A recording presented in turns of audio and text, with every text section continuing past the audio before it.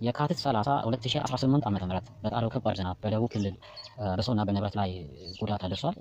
በደቡብ ክልል በአርባ ምንጭ ዙሪያ እና በደጋ አካባቢዎች ላይ በጣለው ከባድ ዝናብ የተከሰተው የተፈጥሮ አደጋ እንግዲህ የወንዝ ሙላት፣ የጎርፍ አደጋና የመሬት መንሸራተት ጉዳት ማድረስ ችሏል። ከዚህ ጋር በተያያዙ ያሉ መረጃዎች እንደሚያሳዩት እንግዲህ የተለያዩ ደካማ መሰረተ ልማቶች በየቦታው ያሉት በተለይ አርባ ምንጭ ዙሪያ አካባቢ ላይ ዲቶች፣ ድልድዮች በጣም ደካማ ከመሆናቸው አካባቢዎች በቀላሉ ወደ የሶበቱ ጎርፍ በጣም ቁጥር ዝናብ በዘነበ ቁጥር እንደሚገባ ያሳያል። ይህም ደግሞ መሰረተ ልማቶቹ በቀላሉ የሚፈርሱበት ሁኔታዎች ይፈጠራሉ። በተጨማሪ እንግዲህ እነዚህ ገጠር አካባቢ ያሉ ደጋማ ተራራማ አካባቢዎች ደግሞ የመሬት መንሸራተት አደጋዎች የተለመዱ ናቸው። እነዚህም ደግሞ በአስፈላጊው ጥንቃቄ ተደርጎ ህብረተሰቡን ጥንቃቄና እንዲሁም ሞባላይዝ ማድረግ ካስፈለገ ሞባላይዝ የማድረግ ስራ መሰራት ያለባቸው አካባቢዎች በስፋት የሚስተዋልበት ሁኔታ አለ።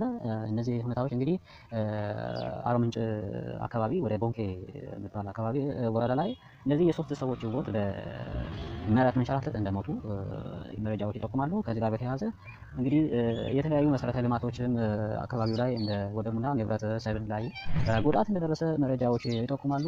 ይሄ ለህብረተሰቡ ከፍተኛ ጉዳት ነው፣ ኢኮኖሚያዊ ቀውስ ነው እና የሚመለከተው አካል መፍትሄ ቀድሞ ይሄን ፎርካስት አድርጎ መስራት የሚገባው በደንብ እንዳልተሰራ የሚያሳይ ነገር ነውና እንግዲህ ይህን ቪዲዮ ያያችሁት የሚሰሙት በየአካባቢያቸው ያላችሁ ማህበረሰቦች ይህን ለዚህ እንደዚህ አይነት አደጋዎች ወደፊትም እንግዲህ የሚታወቁ ናቸውና መንግስት ተገቢውን እርምጃ በዚህ ጉዳዮች ላይ እየወሰደ ነው ወይስ የሚለውን ሀሳብ አስቀምጡት። ይህን ከፍተኛ በየጊዜው ዝናብ በመጣ ቁጥር የሚያየው የማህበረሰቡ ስቃይ በጣም ከፍተኛ እንደሆነ የሚታወቅ ነው። ችግሩን በዘላቂነት ለመፍታት እንግዲህ መንግስት የማይተካ ድርሻውንና ኃላፊነቱን መወጣት አለበት እያልኩኝ መረጃዬን በዚህ አጠናቅቃለሁ። መልካም ቀን እየተመኘው ላይክ እና ሼር፣ ሳብስክራይብ ማድረግ እንዳትረሱ። መልካም ቀን።